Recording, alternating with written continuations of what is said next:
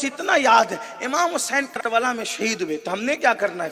ہم نے تو محفل کرنا ہے، شیرنی بانٹنا اور پھر شربت تقسیم کرنا، پھر کیا ہم نے جب وہ کچھ رسومات ڈھونڈ لی ہے تو کہا کہ چلو کوئی ڈھول بھی بجا لیں، کوئی تاشی بھی بجا لیں، جو منع کرنے ہیں اس کو یزیدی کہہ دیں، یہ تو منع کرنے کے لیے ہے۔ آپ سے پوچھنا چاہتا ہوں، آپ کے مذہب میں جو امام حسین کے نانا کا دیا ہوا مذہب ہے، میں تو لوگوں کو یہ کہتا ہوں کہ کیوں بجاتے ہو ڈھول؟ لوگ اس پہ مجھے گالیاں دیتے ہیں، ٹھیک شوق سے دے لو، قیامت کے دن سب کھلے گا کون کیا ہے۔ لیکن آپ سے پوچھتا ہوں، امام حسن اور امام حسین جن کی شادیوں میں ڈھول نہیں بجے، ان کی شہادت پر تم ڈھول بجاتے ہو؟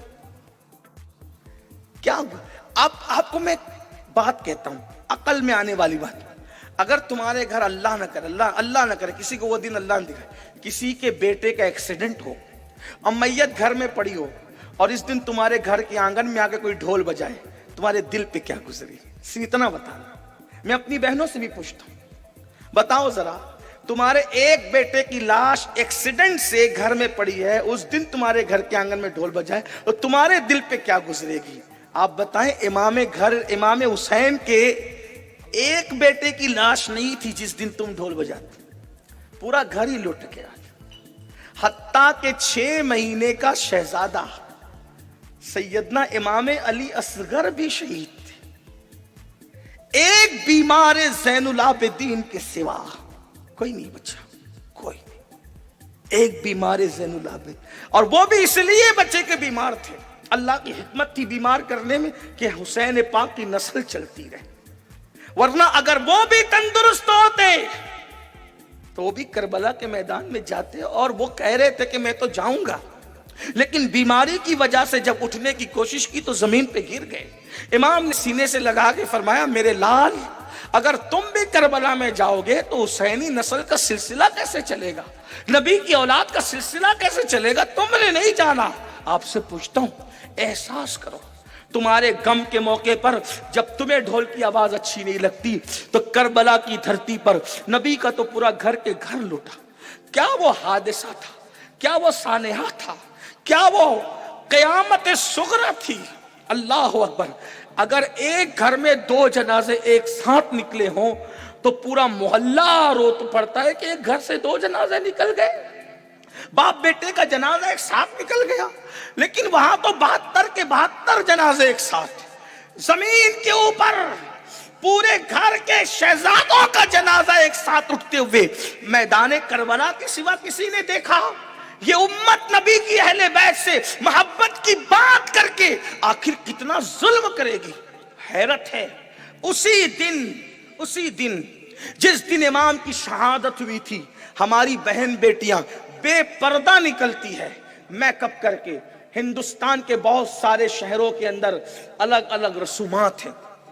عاشور کے دن ہمارے مہاراشٹر میں بھی ایسا ہوتا ہے، آپ کے یہاں کیا ہوتا مجھے نہیں پتا، لیکن ہندوستان میں کم و بیش سب جگہ ایک ہی ہے، میک اپ کر کے، توجہ کر، میک اپ کر کے سج سنور کے بے پردہ عورتیں نکلتی عاشور کے دن۔ کہاں وہ جا رہی ہیں کچھ دیکھنے کے لیے، میلوں میں جا رہی ہے۔ آپ سے پوچھتا ہوں، اس دن اللہ والوں کا حال یہ تھا کہ وہ امام کی شہادت یاد کر کر کے روتے روتے آنکھیں سجا لیتے تھے، امام پاک کی شہادت کو یاد کر کر کے روتے تھے ان کی محبت میں۔ ہمارے یہاں ماتم نہیں، لیکن محبت حسین میں آنسو تو بہاتے تھے ہمارے بزرگ، اور شہادت حسین سن کر حدیث اٹھا لیں، شہادت امام حسین سن کر سب سے پہلے جس نے آنسو بہائے وہ ذات محمد الرسول اللہ کی ذات۔ امام علی مقام کی ولادت ہوئی، جیسی ولادت ہوئی حضور نے کان میں اذان پڑھی، گھٹی دی اپنے، اور امام حسین کا مقدر بھی کیا ہے کہ رسول اللہ نے خود اذان پڑھی۔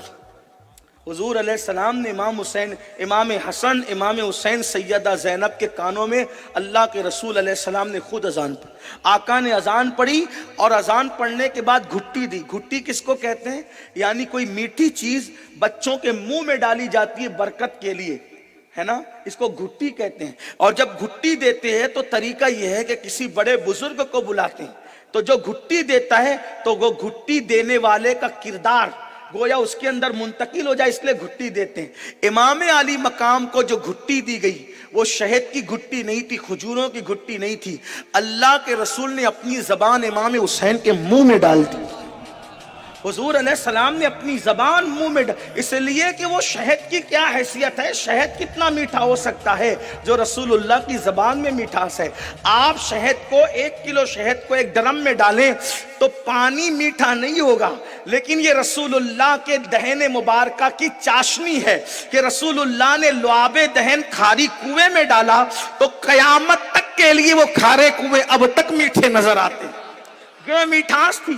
تو شہد کی کیا حیثیت تھی زبان نبوت کے سامنے، حضور کے دہن مبارک کے سامنے، مگر حضور نے لعاب نہیں ڈالا۔ کوئی کہہ سکتا ہے امین القادری اور بچوں کو بھی تو حضور نے لعاب چٹایا، میں نے کہا یہی تو خاص بات ہے، اوروں کو بھی چٹایا میں مانتا ہوں، اور ان کی بھی عزت ہمارے سراخوں پر ہے، وہ بھی بچے شان والے جن کو لعاب چٹایا، لیکن اوروں کو نکال کر چٹایا۔ لیکن جب حسن و حسین کی باری آئی تو نکال کر نہیں چٹایا، پوری زبان ان کے منہ میں دے دیا، اور حسین نبی کی نانا کی زبان ایسے چوسنے لگے جیسے بچہ ماں کا دودھ چوسا کرتا ہے۔ میں تو یہ سوچتا ہوں پتہ نہیں زبان کے ذریعے سے اپنے سینے سے کیا کیا رسول اللہ نے دیا، اور لینے والے حسین نے کیا کیا دیا، حضور کے سینے سے حضور نے کیا کیا دیا۔ لیکن جب یہ چیز ہو گئی تو اللہ کے رسول علیہ السلام جب مولا حسین کو اپنے گود میں لیے ہوئے تھے تو جبریل امین آئے، عرض کی یا رسول اللہ یہ آپ کا بیٹا حسین، آپ کی بیٹی کا بیٹا، آپ کا بیٹا حسین، اسے آپ کی امت کے کچھ لوگ کربلا میں بھوکا اور پیاسا شہید کر دیں۔ یہ پہلی شہادت پڑھی گئی امام حسین کی حیاتی میں، ولادت کے دن پڑھی گئی پہلی شہادت، شہادت حسین پہلی بار۔ اور کس نے پڑھا شہادت حسین پہلی بار؟ کس نے پڑھا؟ سید الملائکہ جبریل امین نے پڑھا۔ اور سب سے پہلے کس نے سنا؟ سید الانبیاء محمد الرسول اللہ نے سنا۔ حضور نے سنا، جبریل کہہ رہے ہیں آقا توجہ کریں، آپ نے سنا ہوگا لیکن اس کی طرف آپ کی توجہ دلانا چاہتے، یہ آپ کے شہزادے حسین کو آپ کی امت شہید کر دی، بھوکا پیاسا شہید کرے گی۔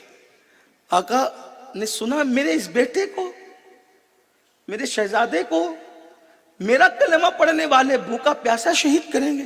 ہاں آقا، میں اس زمین کی مٹی بھی لایا ہوں، اس زمین کی مٹی بھی لایا ہوں، یہ وہ مٹی ہے جہاں پر حسین شہید ہوں گے، وہ مٹی ہے۔ جس دن یہ مٹی سرخ ہو جائے سمجھ لینا کہ حسین کربلا میں شہید ہو گئے۔ آقا نے وہ مٹی، سیدہ فاطمہ موجود ہے، مولا علی موجود ہے، ام الفضل موجود ہے، سب موجود ہے۔ حضور علیہ السلام وہ مٹی اٹھا کر ام سلمہ کو دیتے، ام سلمہ یہ لو یہ مٹی ہے، توجہ کریں غور کریں، بہنوں کی بھی توجہ، مٹی کس کو دی؟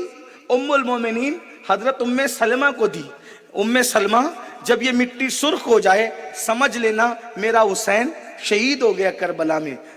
بھائی مٹی آئی تھی تو کس کو دیتے؟ ماں زیادہ حقدار تھی، بابا زیادہ حقدار تھے، ہے نا؟ حضور کی چچی ام الفضل زیادہ، بظاہر تو یہ لگتا ہے حضور کس کو دے رہے مٹی؟ نانی کو، ام المومنین سیدہ ام سلمہ کو، جو امام حسین کی رشتے میں نانی بھی لگتی، ان کو دیا۔ ام سلمہ جب یہ مٹی سرخ ہو جائے سمجھ لینا میرا بیٹا شہید ہو گیا۔ کیا پتا چلا؟ حضور غیب کی خبر جانتے ہیں کیا؟